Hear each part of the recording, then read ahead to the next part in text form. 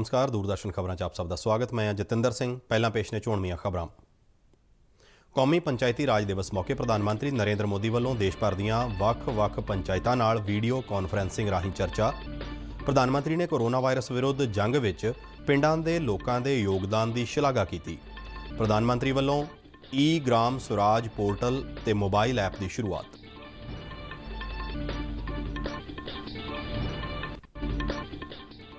ਰੱਖਿਆ ਮੰਤਰੀ ਰਾਜਨਾਥ ਸਿੰਘ ਨੇ ਭਾਰਤੀ ਸੈਨਾ ਦੇ ਤਿੰਨੋਂ ਹੀ ਅੰਗਾਂ ਦੇ ਚੋਟੀ ਦੇ ਅਧਿਕਾਰੀਆਂ ਨਾਲ ਮੀਟਿੰਗ ਦੌਰਾਨ ਕੌਮਾਂਤਰੀ ਸਰਹੱਦਾਂ ਤੇ LOC ਦੀ ਸਥਿਤੀ ਦਾ ਜਾਇਜ਼ਾ ਲਿਆ।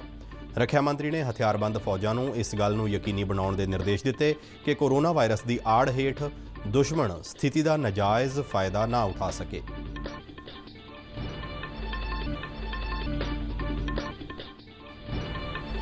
ਦਿੱਲੀ ਦੇ ਮੁੱਖ ਮੰਤਰੀ ਅਰਵਿੰਦ ਕੇਜਰੀਵਾਲ ਨੇ ਕੋਰੋਨਾ ਵਾਇਰਸ ਬਿਮਾਰੀ ਤੋਂ ਸਿਹਤਯਾਬ ਹੋਏ ਲੋਕਾਂ ਨੂੰ ਕੋਰੋਨਾ ਮਰੀਜ਼ਾਂ ਦੇ ਇਲਾਜ ਲਈ ਪਲਾਜ਼ਮਾ ਦਾਨ ਕਰਨ ਦੀ ਅਪੀਲ।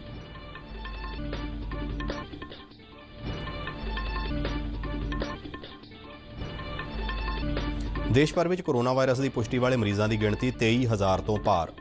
ਹੁਣ ਤੱਕ 4,813 ਮਰੀਜ਼ ਸਿਹਤਯਾਬ ਹੋਏ। ਕੋਵਿਡ-19 ਕਾਰਨ ਮਰਨ ਵਾਲਿਆਂ ਦੀ ਗਿਣਤੀ 723 ਤੱਕ ਪੁੱਜੀ।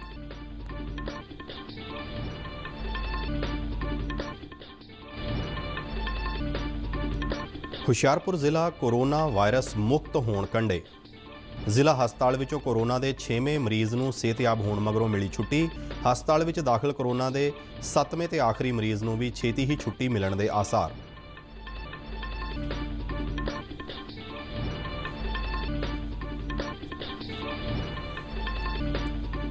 ਗਰੀਬ ਲੋਕਾਂ ਨੂੰ ਮੌਜੂਦਾ ਲਾਕਡਾਊਨ ਦੌਰਾਨ ਜ਼ਰੂਰੀ ਰਾਸ਼ਨ ਮੁਹੱਈਆ ਕਰਾਉਣ ਵਾਲੀ ਪ੍ਰਧਾਨ ਮੰਤਰੀ ਗਰੀਬ ਕਲਿਆਣ ਅੰਨ ਯੋਜਨਾ ਦੀ ਅੱਜ ਜਲੰਧਰ ਤੋਂ ਸ਼ੁਰੂਆਤ।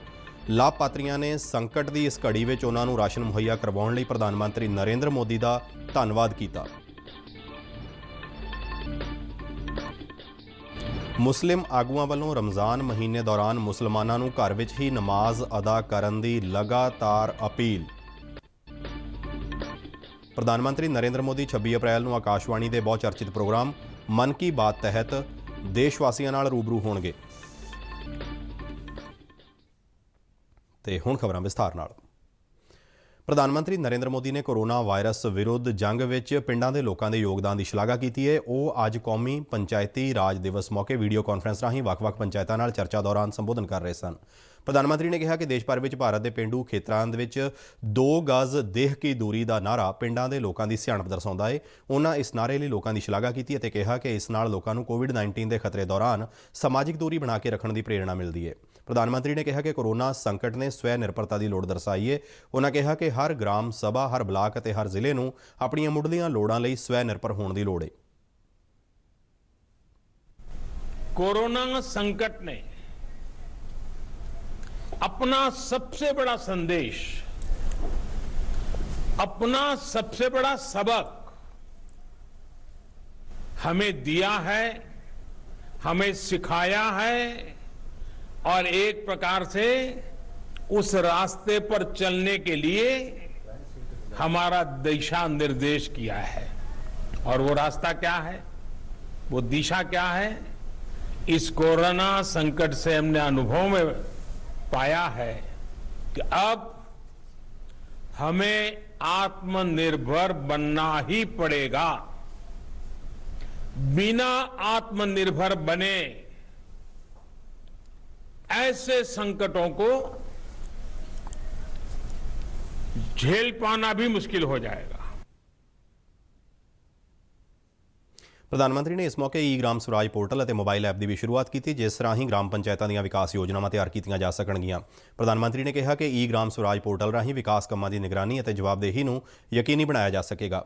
ਉਹਨਾਂ ਕਿਹਾ ਕਿ ਇਹ ਪੋਰਟਲ ਗ੍ਰਾਮ ਪੰਚਾਇਤ ਪੱਧਰ ਤੇ ਡਿਜੀਟਾਈਜੇਸ਼ਨ ਲਿਆਉਣ ਵੱਲ ਇੱਕ ਵੱਡਾ ਕਦਮ ਹੈ। ਇਸ ਮੌਕੇ ਪ੍ਰਧਾਨ ਮੰਤਰੀ ਵੱਲੋਂ ਸਵਾਮਿਤਵ ਸਕੀਮ ਦਾ ਵੀ ਉਦਘਾਟਨ ਕੀਤਾ ਗਿਆ। ਸਵਾਮਿਤਵ ਸਕੀਮ ਨੂੰ 6 ਸੂਬਿਆਂ ਵਿੱਚ ਪਾਇਲਟ ਪ੍ਰੋਜੈਕਟ ਦੇ ਆਧਾਰ ਤੇ ਸ਼ੁਰੂ ਕੀਤਾ ਜਾ ਰਿਹਾ ਹੈ, ਜਿਸ ਰਾਹੀਂ ਡਰੋਨਾਂ ਤੇ ਆਧੁਨਿਕ ਸਰਵੇ ਦੇ ਤਰੀਕਿਆਂ ਰਾਹੀਂ ਦਿਹਾਤ ਦੇ ਇਲਾਕਿਆਂ ਦੀ ਮੈਪਿੰਗ ਕੀਤੀ ਜਾ ਸਕੇਗੀ। ਪ੍ਰਧਾਨ ਮੰਤਰੀ ਨੇ ਕਿਹਾ ਕਿ ਇਸ ਸਕੀਮ ਰਾਹੀਂ ਯੋਜਨਾਬੰਦੀ, ਮਾਲੀਆ ਇਕੱਠਾ ਕਰਨ ਅਤੇ ਦਿਹਾਤੀ ਖੇਤਰਾਂ ਵਿੱਚ ਪ੍ਰਾਪਰਟੀ ਦੇ ਅਧਿਕਾਰ ਆਦਿ ਬਾਰੇ ਸਪਸ਼ਟਤਾ ਹਾਸਲ ਕੀਤੀ ਜਾ ਸਕੇਗੀ। ਇਸ ਦੇ ਨਾਲ ਹੀ ਮਾਲਕਾਂ ਵੱਲੋਂ ਵਿੱਤੀ ਸੇਵਾਵਾਂ ਸੰਸਥਾਵਾਂ ਪਾਸੋਂ ਕਰਜ਼ੇ ਲਈ ਦਰਖਾਸਤ ਦੇਣ ਦੇ ਰਸਤੇ ਵੀ ਖੁੱਲ੍ਹਣਗੇ। ਅੱਜ ਦੀ ਵੀਡੀਓ ਕਾਨਫਰੰਸਿੰਗ ਰਾਹੀਂ ਦੇਸ਼ ਭਰ ਦੀਆਂ ਗ੍ਰਾਮ ਪੰਚਾਇਤਾਂ ਦੇ ਨੁਮਾਇੰਦਿਆਂ ਨੂੰ ਪ੍ਰਧਾਨ ਮੰਤਰੀ ਨਾਲ ਸਿੱਧੇ ਰੂਬਰੂ ਹੋਣ ਦਾ ਮੌਕਾ ਮਿਲਿਆ।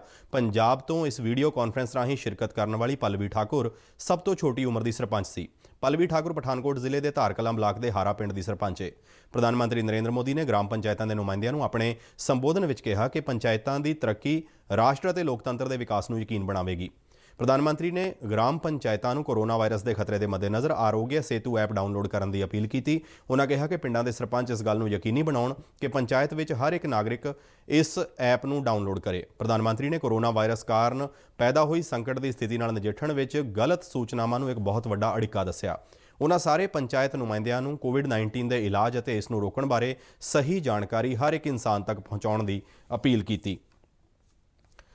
ਰੱਖਿਆ ਮੰਤਰੀ ਰਾਜਨਾਥ ਸਿੰਘ ਨੇ ਅੱਜ ਇੱਕ ਉੱਚ ਪੱਧਰੀ ਮੀਟਿੰਗ ਦੌਰਾਨ ਭਾਰਤ ਦੇ ਹਥਿਆਰਬੰਦ ਬਲਾਂ ਦੇ ਚੋਟੀ ਦੇ ਕਮਾਂਡਰਾਂ ਨੂੰ ਇਸ ਗੱਲ ਨੂੰ ਯਕੀਨੀ ਬਣਾਉਣ ਦੇ ਨਿਰਦੇਸ਼ ਦਿੱਤੇ ਕਿ ਭਾਰਤ ਦੇ ਦੁਸ਼ਮਣ ਕੋਰੋਨਾ ਵਾਇਰਸ ਮਹਾਮਾਰੀ ਕਾਰਨ ਪੈਦਾ ਹੋਈ ਮੌਜੂਦਾ ਸਥਿਤੀ ਦਾ ਗਲਤ ਫਾਇਦਾ ਨਾ ਉਠਾ ਸਕਣ। ਰੱਖਿਆ ਮੰਤਰੀ ਨੇ ਇਸ ਮੀਟਿੰਗ ਦੌਰਾਨ ਭਾਰਤੀ ਸੈਨਾ ਦੀਆਂ ਤਿਆਰੀਆਂ ਦਾ ਜਾਇਜ਼ਾ ਲਿਆ। ਉਹਨਾਂ ਤਿੰਨੋਂ ਸੈਨਾਵਾਂ ਦੇ ਚੋਟੀ ਦੇ ਅਧਿਕਾਰੀਆਂ ਨੂੰ ਪੂਰੀ ਤਰ੍ਹਾਂ ਚੌਕਸ ਰਹਿਣ ਅਤੇ ਦੇਸ਼ ਨੂੰ ਕਿਸੇ ਵੀ ਤਰ੍ਹਾਂ ਦੀ ਬਾਹਰੀ ਵੰਗਾਰ ਨਾਲ ਨਜਿੱਠਣ ਲਈ ਪੂਰੀ ਤਰ੍ਹਾਂ ਤਿਆਰ ਰਹਿਣ ਦੀ ਅਪੀਲ ਕੀਤੀ। ਸੈਨਾ ਦੇ ਮੁਖੀਆਂ ਨੇ ਰੱਖਿਆ ਮੰਤਰੀ ਨੂੰ ਜੰਮੂ ਅਤੇ ਕਸ਼ਮੀਰ ਵਿੱਚ LOC ਤੇ ਸਥਿਤੀ ਤੋਂ ਜਾਣੂ ਕਰਵਾਇਆ। ਉਹਨਾਂ ਰੱਖਿਆ ਮੰਤਰੀ ਨੂੰ ਚੀਨ ਦੇ ਨਾਲ ਲੱਗਦੀ ਸਰਹੱਦ ਤੇ ਸਥਿਤੀ ਬਾਰੇ ਵੀ ਜਾਣਕਾਰੀ ਦਿੱਤੀ। ਰਾਜਨਾਥ ਸਿੰਘ ਨੇ ਮਹਾਮਾਰੀ ਕਾਰਨ ਦੇਸ਼ ਦੇ ਅਰਥਚਾਰੇ ਤੇ ਪਏ ਮਾੜੇ ਪ੍ਰਭਾਵ ਦੇ ਮੱਦੇਨਜ਼ਰ ਭਾਰਤੀ ਫੌਜ ਨੂੰ ਵਿੱਤੀ ਵਸੀਲਿਆਂ ਦੀ ਸੰਜਮ ਨਾਲ ਵਰਤੋਂ ਕਰਨ ਨੂੰ ਯਕੀਨੀ ਬਣਾਉਣ ਲਈ ਵੀ ਕਿਹਾ।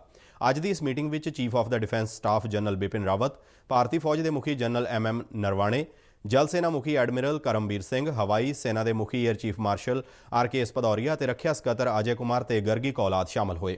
ਇਹਨਾਂ ਤੋਂ ਇਲਾਵਾ ਭਾਰਤੀ ਸੈਨਾ ਦੇ ਤਿੰਨੋਂ ਅੰਗਾਂ ਦੇ ਮੁੱਖ ਕਮਾਨਾਂ ਦੇ ਉੱਚ ਅਧਿਕਾਰੀ ਵੀ ਵੀਡੀਓ ਕਾਨਫਰੰਸਿੰਗ ਰਾਹੀਂ ਇਸ ਮੀਟਿੰਗ ਵਿੱਚ ਸ਼ਾਮਲ ਹੋਏ।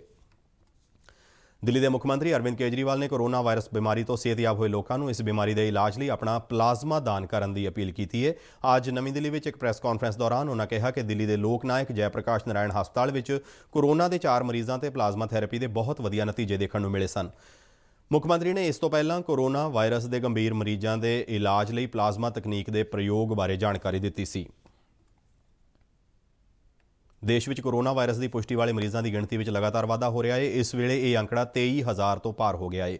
ਕੇਂਦਰੀ ਸਿਹਤ ਮੰਤਰਾਲਾ ਦੇ ਅਧਿਕਾਰੀ ਨੇ ਅੱਜ ਬਰੀਫਿੰਗ ਦੌਰਾਨ ਦੱਸਿਆ ਕਿ ਹੁਣ ਤੱਕ ਕੋਵਿਡ-19 ਦੀ ਪੁਸ਼ਟੀ ਵਾਲੇ 23,452 ਮਾਮਲੇ ਸਾਹਮਣੇ ਆਏ ਨੇ, ਜਿਨ੍ਹਾਂ ਵਿੱਚੋਂ 4,813 ਮਰੀਜ਼ ਸਿਹਤਯਾਬ ਹੋ ਕੇ ਆਪਣੇ ਘਰੀਂ ਪਰਤੇ, ਜਦਕਿ ਇਸ ਬਿਮਾਰੀ ਕਾਰਨ 723 ਵਿਅਕਤੀਆਂ ਦੀਆਂ ਜਾਨਾਂ ਜਾ ਚੁੱਕੀਆਂ ਨੇ।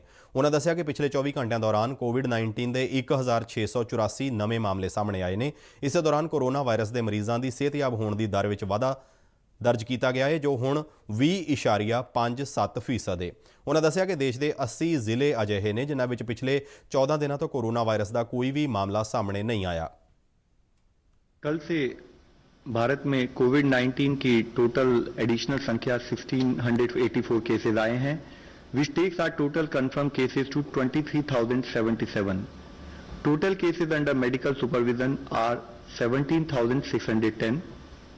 कल से आज तक में 491 लोग क्योर हुए हैं, विच टेक्स की हमारी जो टोटल क्योर होने वालों की संख्या को 4,748 लेके जाती है। इसके द्वारा हमारा रिकवरी रेट अब अप्रॉक्सीमेटली 20.57% है। यह हम सब लोगों के लिए एक बहुत ही पॉजिटिव न्यूज़ है। इसी तरीके से पिछले 28 जिलों में दिनों में जिन जिलों से कोई केस नहीं आया है उसकी संख्या में भी बढ़ोतरी हुई है।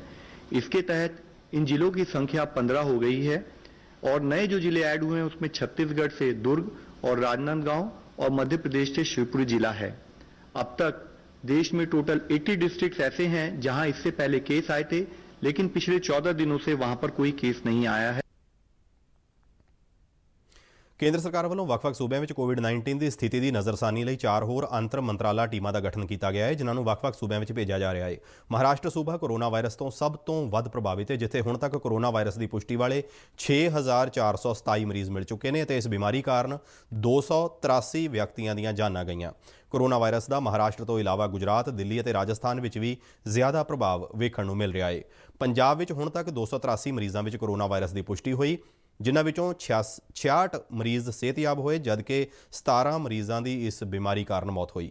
ਜਲੰਧਰ ਜ਼ਿਲ੍ਹੇ ਵਿੱਚ ਹੁਣ ਤੱਕ ਕੋਰੋਨਾ ਵਾਇਰਸ ਦੀ ਪੁਸ਼ਟੀ ਵਾਲੇ ਸਭ ਤੋਂ ਵੱਧ 63 ਮਰੀਜ਼ ਮਿਲੇ ਨੇ, ਜਦਕਿ ਮੋਹਾਲੀ ਜ਼ਿਲ੍ਹੇ ਵਿੱਚ 62 ਮਰੀਜ਼ਾਂ ਵਿੱਚ ਕੋਰੋਨਾ ਵਾਇਰਸ ਦੀ ਪੁਸ਼ਟੀ ਹੋਈ। ਪਟਿਆਲਾ ਜ਼ਿਲ੍ਹੇ ਵਿੱਚ ਕੋਰੋਨਾ ਵਾਇਰਸ ਦੀ ਪੁਸ਼ਟੀ ਵਾਲੇ ਅੱਜ 6 ਹੋਰ ਮਰੀਜ਼ ਸਾਹਮਣੇ ਆਏ, ਜਿਸ ਮਗਰੋਂ ਜ਼ਿਲ੍ਹੇ ਵਿੱਚ ਕੋਰੋਨਾ ਦੀ ਪੁਸ਼ਟੀ ਵਾਲੇ ਮਰੀਜ਼ਾਂ ਦੀ ਗਿਣਤੀ 55 ਤੱਕ ਪਹੁੰਚ ਗਈ ਹੈ। ਪਠਾਨਕੋਟ ਜ਼ਿਲ੍ਹੇ ਵਿੱਚ ਕੋਰੋਨਾ ਵਾਇਰਸ ਦੀ ਪੁਸ਼ਟੀ ਵਾਲੇ 24 ਮਰੀਜ਼ ਮਿਲੇ। ਸ਼ਹੀਦ ਭਗਤ ਸਿੰਘ ਨਗਰ ਜ਼ਿਲ੍ਹਾ ਇਸ ਵੇਲੇ ਕੋਰੋਨਾ ਵਾਇਰਸ ਤੋਂ ਪੂਰੀ ਤਰ੍ਹਾਂ ਮੁਕਤ ਹੈ। ਜ਼ਿਲ੍ਹਾ ਹਸਪਤਾਲ ਵਿੱਚ ਦਾਖਲ ਸਾਰੇ ਹੀ 18 ਮਰੀਜ਼ ਸਿਹਤਯਾਬ ਹੋ ਕੇ ਘਰੀਂ ਪਰਤ ਚੁੱਕੇ ਨੇ। ਕੋਰੋਨਾ ਨੂੰ ਨਾ, ਜ਼ਿੰਦਗੀ ਨੂੰ ਹਾਂ। ਕੋਵਿਡ-19 ਨੂੰ ਹਰਾ ਕੇ ਇਸ ਗੱਲ ਨੂੰ ਹਕੀਕਤ ਵਿੱਚ ਬਦਲਦੇ ਹੋਏ ਅੱਜ ਹੁਸ਼ਿਆਰਪੁਰ ਜ਼ਿਲ੍ਹਾ ਹਸਪਤਾਲ ਤੋਂ ਕੋਰੋਨਾ ਮਰੀਜ਼ ਗੁਰਪ੍ਰੀਤ ਕੌਰ ਸਿਹਤਯਾਬ ਹੋ ਕੇ ਪਿੰਡ ਮੂਰਾਂਵਾਲੀ ਵਿਖੇ ਆਪਣੇ ਘਰ ਪਰਤੀ। ਇਸ ਦੇ ਨਾਲ ਹੀ ਹੁਸ਼ਿਆਰਪੁਰ ਜ਼ਿਲ੍ਹਾ ਕੋਰੋਨਾ ਵਾਇਰਸ ਤੋਂ ਮੁਕਤ ਹੋਣ ਦੀ ਦਿਸ਼ਾ ਵੱਲ ਇੱਕ ਹੋਰ ਕਦਮ ਅੱਗੇ ਵਧਿਆ। ਜ਼ਿਕਰਯੋਗ ਹੈ ਕਿ ਹੁਸ਼ਿਆਰਪੁਰ ਜ਼ਿਲ੍ਹੇ ਵਿੱਚ ਹੁਣ ਤੱਕ ਕੋਰੋਨਾ ਵਾਇਰਸ ਦੀ ਪੁਸ਼ਟੀ ਵਾਲੇ 7 ਮਰੀਜ਼ ਪਾਏ ਗਏ ਨੇ, ਜਿਨ੍ਹਾਂ ਵਿੱਚੋਂ 6 ਮਰੀਜ਼ਾਂ ਨੂੰ ਸਿਹਤਯਾਬ ਹੋਣ ਮਗਰੋਂ ਛੁੱਟੀ ਦਿੱਤੀ ਜਾ ਚੁੱਕੀ ਹੈ ਤੇ ਹੁਣ ਜ਼ਿਲ੍ਹਾ ਹਸਪਤਾਲ ਵਿੱਚ ਕੋਰੋਨਾ ਦਾ ਸਿਰਫ ਇੱਕ ਹੀ ਮਰੀਜ਼ ਦਾਖਲ ਹੈ, ਜਿਸ ਦੀ ਸਿਹਤ ਚੰਗੀ ਹੈ। ਅੱਜ ਹਸਪਤਾਲ ਤੋਂ ਛੁੱਟੀ ਮਿਲਣ ਤੋਂ ਬਾਅਦ ਜਿਵੇਂ ਹੀ ਗੁਰਪ੍ਰੀਤ ਕੌਰ ਆਪਣੇ ਘਰ ਲਈ ਰਵਾਨਾ ਹੋਣ ਲੱਗੀ ਤਾਂ ਡਾਕਟਰੀ ਅਮਲੇ ਵੱਲੋਂ ਉਹਨਾਂ ਨੂੰ ਫੁੱਲਾਂ ਦੇ ਗੁਲਦਸਤੇ ਭੇਂਟ ਕੀਤੇ ਗਏ। ਇਸ ਮੌਕੇ ਗੁਰਪ੍ਰੀਤ ਕੌਰ ਨੇ ਹਸਪਤਾਲ ਦੇ ਡਾਕਟਰੀ ਅਤੇ ਪੈਰਾਮੈਡੀਕਲ ਸਟਾਫ ਦੀ ਭਰਪੂਰ ਸ਼ਲਾਘਾ ਕੀਤੀ। ਉਸ ਦਾ ਕਹਿਣਾ ਸੀ ਕਿ ਚੰਗੀ ਦੇਖ-ਰੇਖ ਕਾਰਨ ਉਸ ਦਾ ਮਨੋਬਲ ਵਧਿਆ ਅਤੇ ਉਹ ਕੋਰੋਨਾ ਵਾਇਰਸ ਨੂੰ ਮਾਤ ਦੇਣ ਵਿੱਚ ਸਫਲ ਹੋਈ। ਗੁਰਪ੍ਰੀਤ ਕੌਰ ਨੇ ਲੋਕਾਂ ਨੂੰ ਕੋਰੋਨਾ ਵਾਇਰਸ ਤੋਂ ਬਚਾਅ ਲਈ ਸਰਕਾਰ ਦੀਆਂ ਹਦਾਇਤਾਂ ਦੀ ਪਾਲਣਾ ਕਰਨ ਦੀ ਅਪੀਲ ਕੀਤੀ। ਹਸਪੀਟਲ ਵਾਲਿਆਂ ਦਾ, ਹੁਸ਼ਿਆਰਪੁਰ ਵਾਲਿਆਂ ਦਾ ਬਹੁਤ ਇਹਨਾਂ ਦਾ ਧੰਨਵਾਦ ਕਰਦੀ ਹਾਂ। ਇਹਨਾਂ ਸਾਡੀ ਦੇਖਭਾਲ ਬਹੁਤ ਕੀਤੀ ਆ, ਸਾਡੀ ਕੇਅਰ ਵੀ ਬਹੁਤ ਕੀਤੀ ਆ। ਮੈਂ ਠੀਕ ਹੋ ਕੇ ਘਰ ਨੂੰ ਚੱਲੀ ਹਾਂ, ਘਬਰਾਉਣ ਵਾਲੀ ਕੋਈ ਲੋੜ ਨਹੀਂ ਹੈਗੀ। ਮੈਂ ਵੀ ਠੀਕ ਹੋ ਗਈ ਹਾਂ, ਕਰੋਨਾ ਕੋਈ ਡਰਨ ਵਾਲੀ ਗੱਲ ਨਹੀਂ ਹੈ।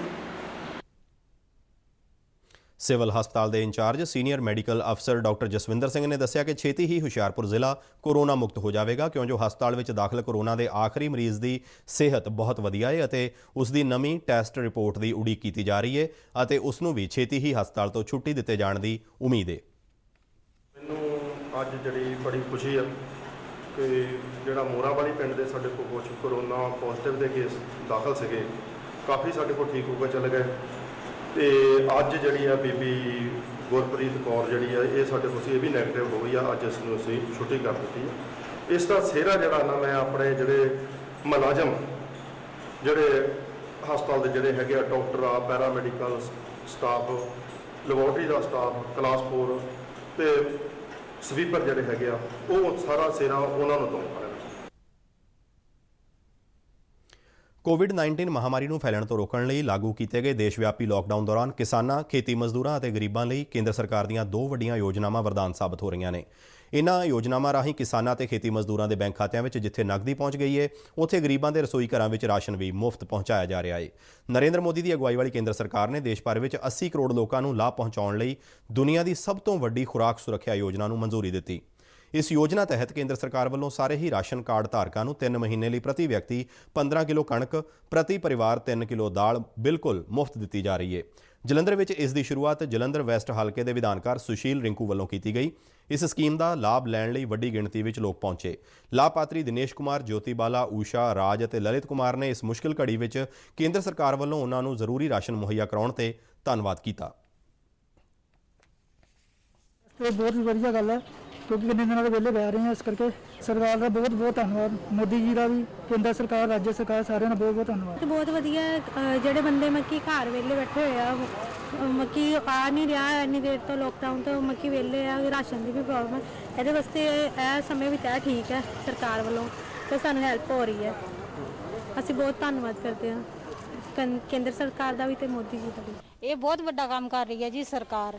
ਇਹ ਜਿਹੜੇ ਕੰਮਕਾਰ ਤੋਂ ਵਿਹਲੇ ਹੋਏ ਲੋਕ ਨੇ, ਉਹਨਾਂ ਨੂੰ ਗਰੀਬਾਂ ਨੂੰ ਇਹ ਕਣਕ ਦੇ ਕੇ ਸਾਡਾ ਅਸੀਂ ਬਹੁਤ ਬਹੁਤ ਉਹਨਾਂ ਦਾ ਧੰਨਵਾਦ ਕਰਦੇ ਹਾਂ। ਔਰ ਜਿਹੜੇ ਸਾਡੀ ਹੈਲਪ ਲਈ ਅੱਗੇ ਆ ਰਹੇ ਆ ਭੈਣ ਭਾਈ ਸਾਡੇ ਮਾਡਲ ਹਾਊਸ ਦੇ, ਅਸੀਂ ਉਹਨਾਂ ਦਾ ਵੀ ਬਹੁਤ ਬਹੁਤ ਸ਼ੁਕਰੀਆ ਕਰ ਰਹੇ हैं। बहुत अच्छा मोदी सरकार ने ये स्कीम दे रहे हैं। गरीबों के लिए हम लोग को खाना पीना बहुत कुछ कमी हो रही है।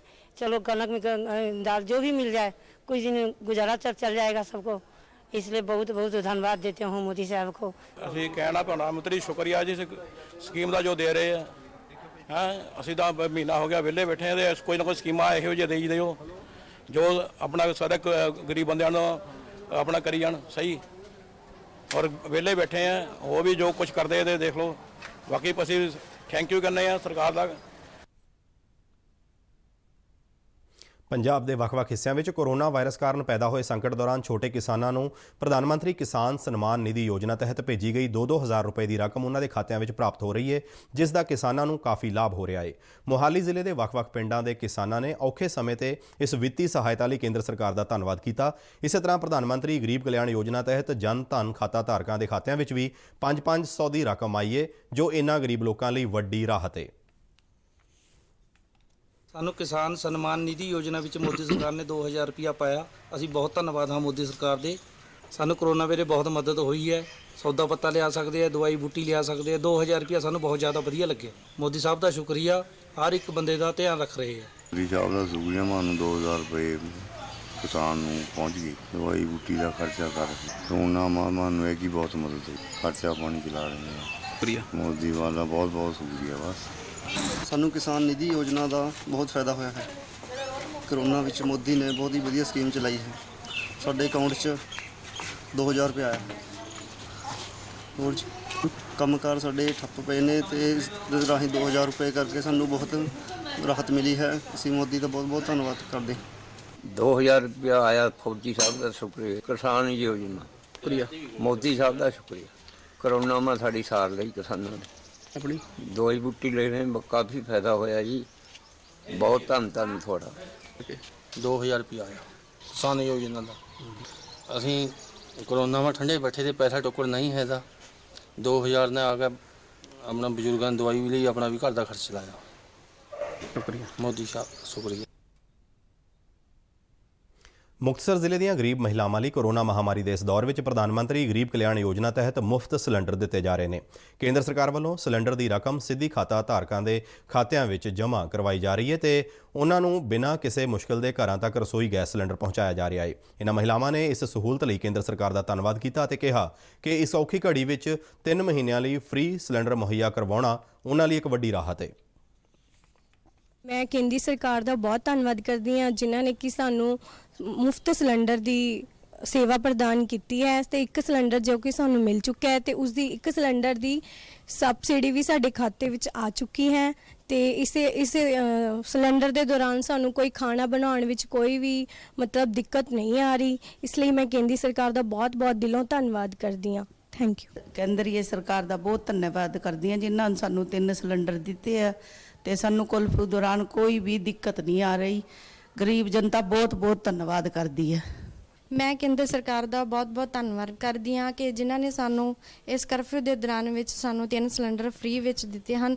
ਸਬਸਿਡੀ ਆਉਣ ਕਾਰਨ ਅਸੀਂ ਅਗਲਾ ਸਿਲੰਡਰ ਭਰਾ ਲੈਂਦੇ ਹਾਂ, ਜਿਨ੍ਹਾਂ ਕਰਕੇ ਸਾਨੂੰ ਰੋਟੀ ਪਕਾਉਣ ਵਿੱਚ ਕੋਈ ਦਿੱਕਤ ਨਹੀਂ ਆਉਂਦੀ।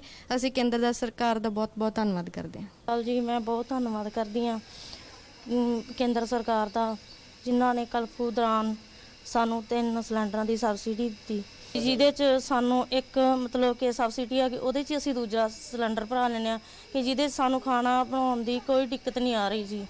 ਅਸੀਂ ਕੇਂਦਰ ਸਰਕਾਰ ਦਾ ਬਹੁਤ ਧੰਨਵਾਦ ਕਰਦੇ ਹਾਂ ਬਈ, ਜਿਨ੍ਹਾਂ ਨੇ ਸਾਨੂੰ 3 ਸਿਲੰਡਰ ਫ੍ਰੀ ਦਿੱਤੇ ਤੇ ਅਸੀਂ ਇੱਕ ਰਵਾ ਕੇ ਤੇ ਉਹਦੇ ਨਾਲ ਦਾ ਘਰ ਦਾ ਖਰਚਾ ਰੋਟੀ ਪਕਾ ਸਕਦੇ ਹਾਂ।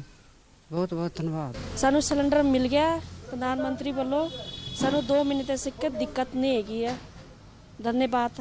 ਨਾਮ ਮੇਰਾ ਵੀਨਾ। ਪ੍ਰਧਾਨ ਮੰਤਰੀ ਮੈਨੂੰ ਗੈਸ ਸਿਲੰਡਰ ਮਿਲ ਗਿਆ। ਮੇਰੇ ਖਾਤੇ 'ਚ ਪੈਸੇ ਆ ਗਏ ਨੇ 700 ਰੁਪਇਆ। ਸਿਲੰਡਰ ਮੈਂ ਭਰਾ ਲਿਆ। ਕੋਈ ਕਿਸੇ ਗੱਲ ਦੀ ਪਰੇਸ਼ਾਨੀ ਨਹੀਂ ਹੈਗੀ। ਧੰਨਵਾਦ ਕਰਦੇ ਪ੍ਰਧਾਨ ਮੰਤਰੀ ਦਾ, ਮੋਦੀ ਦਾ। ਰਮਜ਼ਾਨ ਦੇ ਪਵਿੱਤਰ ਮਹੀਨੇ ਦੌਰਾਨ ਮੁਸਲਿਮ ਭਾਈਚਾਰੇ ਵੱਲੋਂ ਵਿਸ਼ੇਸ਼ ਨਮਾਜ਼ ਅਦਾ ਕਰਨ ਬਾਰੇ ਧਾਰਮਿਕ ਆਗੂਆਂ ਨੇ ਲੋਕਾਂ ਨੂੰ ਘਰਾਂ ਵਿੱਚ ਹੀ ਰਹਿ ਕੇ ਨਮਾਜ਼ ਅਦਾ ਕਰਨ ਅਤੇ ਸਰਕਾਰ ਦੇ ਦਿਸ਼ਾ ਨਿਰਦੇਸ਼ਾਂ ਦੀ ਪਾਲਣਾ ਕਰਨ ਲਈ ਕਿਹਾ ਹੈ।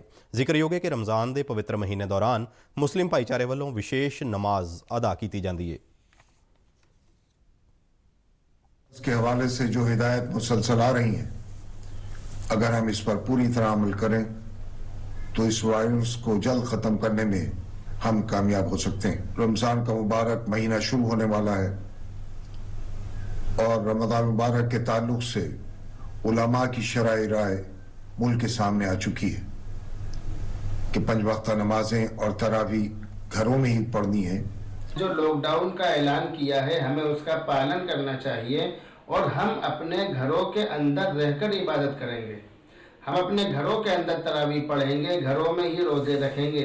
जितनी भी हम इबादत रमज़ान के महीने में करते हैं वो सारी की सारी इबादत हम अपने घरों के अंदर रहकर करें। जब फ़र्ज नमाज के ताल्लुक़ से मुफ्तियान कराम और उलमा ने हमें ये कह दिया है कि हम अपने घरों पर नमाज पढ़ें और लॉकडाउन का ख्याल रखें, बाहर ना आएँ, यहाँ तक कि छतों पर जमा ना हों और एक घर के लोग अपनी छत पर पढ़ें, दूसरे घरों के लोगों को ना बुलाएं, तो तरावी के मसले पर हमें कोई बहुत ज़्यादा परेशान होने की ज़रूरत नहीं, कंफ्यूज होने की ज़रूरत नहीं। तो जैसे मुजाहिरा आपने शब बरात या शब कदर पे किया है, वैसा ही मुजाहिरा आप रमज़ान मुबारक के बीच में भी करें।